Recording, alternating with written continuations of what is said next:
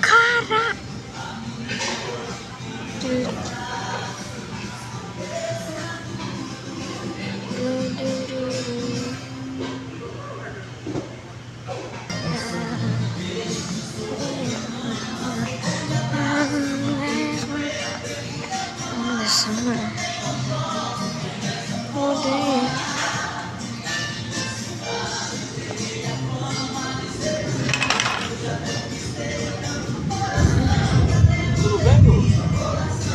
Oi? Tudo bem? Tá filmando os raios? Tô. Da hora. Depois você consegue colocar slow motion? Oi? Depois você consegue colocar slow motion? E que é o mocho? Slow motion. Ah, Devagar. Aí eu quero ver, você mostra, hein? eu vou começar a gravar vídeo de tempestade, eu acho. Ah, tá ao vivo? Eu achei que você ia gravar. Não, eu tô gravando. Ah, tá. Então depois tenta colocar em câmera lenta. Vou postar no YouTube. Sabe a linha do raio assim que ela faz? Só que a gente não consegue ver muito rápido, né? É.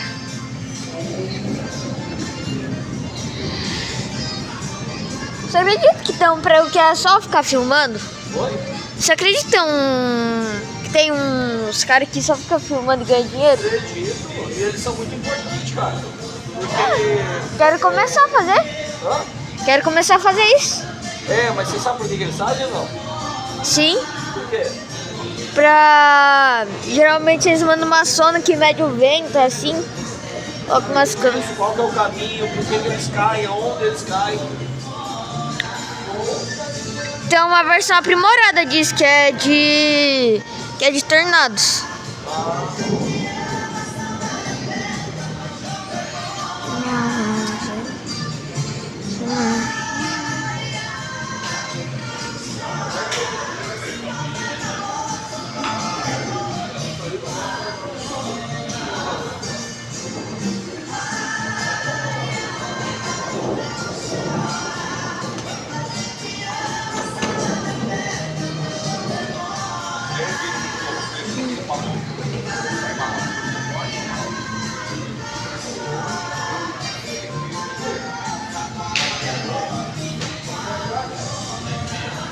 Cuidado com o raio ali!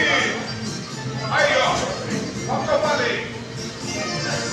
Esse aí deu pra filmar bem, tá? Esse aí dá pra filmar bem. É, Vou você contratar o gosta. Luiz. A roupa que tem.